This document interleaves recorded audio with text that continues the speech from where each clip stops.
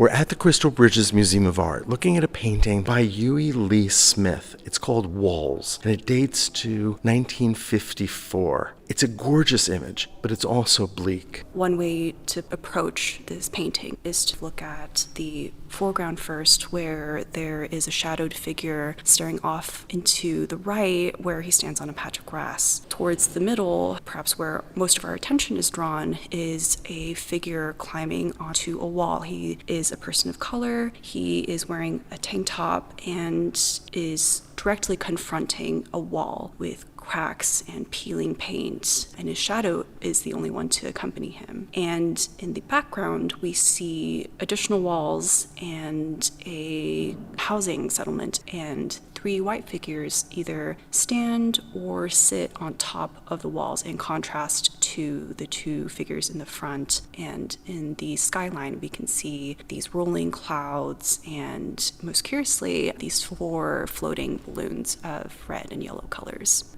The light is so carefully constructed so that the figure in the foreground is completely in shadow, as is that patch of grass. Then we have this very stark light in the middle ground with stark shadows and bright planes that offer us these incredibly rich surfaces. Look at the way that the artist has painted the wall directly in front of the young man whose legs are straddling the wall. If you look at his shadow and the cracks that divide it, and then the areas of yellows and taupes and blues, that wall is like a palette. In other sections of the walls, you can see the white paint peeling away to reveal the brick foundation. And speaking of palette, the exposed brick mirrors the figure in the foreground, where a black man is wearing a striped shirt of white and red. And so it draws a parallel between this figure and the walls that we are confronting. But it also is an unmistakable reference to the American flag. And that's a reminder that for me, when I look at this painting, I can look at it as a representation of an actual place with physical forms and people and their interaction. And I can get lost in whatever that somewhat ambiguous narrative is. On the other hand, I can also look at it more symbolically. And I think we can look at Hughie Lee Smith's biography to really think about this painting. He was a tenured professor at Claflin University in Orangeburg, South Carolina. Before that, he had been working with artists in Cleveland and Detroit, but his time at Claflin was a bit of a difficult one. He was struggling not only with the more harshly enforced Jim Crow laws and segregation, but he was also observing and dealing with tensions within the Black community, especially between Black communities from the North and Black communities from the South. And so we can maybe see that tension play out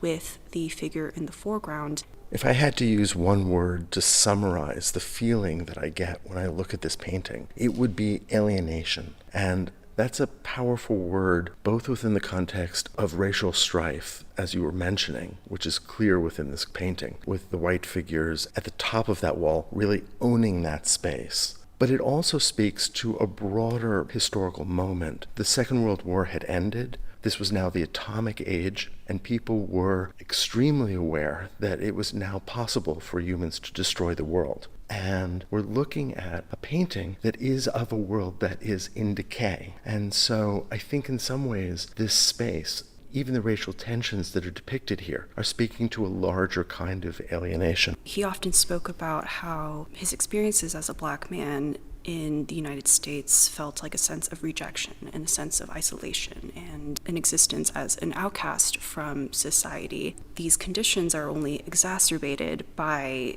Cold War conditions, where there's this powerful culture of distrust. And despite that bleak outlook, or perhaps because of it, we have these balloons that populate the sky. They float over the scene. They seem disconnected and yet somehow essential, and create a kind of lyricism, but also it is an innocence and an opportunity that has been lost. he does not assign a specific meaning to these balloons, but they were drawn from his memories of not being able to go to the circus during his childhood because his grandmother would not let him attend. And so these balloons could signify an inability to obtain or chase after desires. And characteristic of the artist, there's twisted wire. There's also a very stark light that suggests the influence of metaphysical painting of the work, for instance, of the Italian artist Curator, and the melancholy that results from that. A lot of scholars have tried to pinpoint what exactly this style may be described as. There have been